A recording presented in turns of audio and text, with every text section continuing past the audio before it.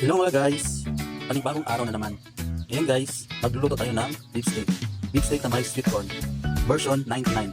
Kaya mga guys, tara, samahan niyo ako magluluto. Tara, let's go!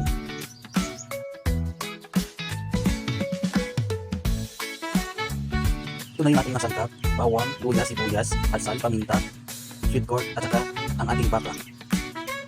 Dito guys, ay igisa natin yung bawang, luya, at ilalagay natin yung baka. Yan.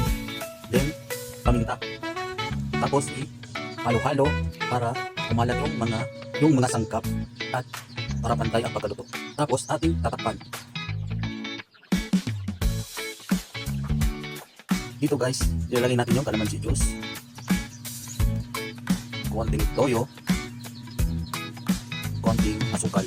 Yan. Tapos, natin namang halo-haloin. At lalagyan natin ng konting tubig bago natin lalagyan ng pampalasa.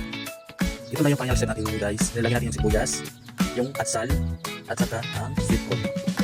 Ating halo-haloin, and then ating tatapunan. At maghintay tayo ng 5 minuto para magluto ng ating beef steak na may sweet corn. Yan mga guys, luto ng ating beef steak na may mais. Tara guys, kain tayo.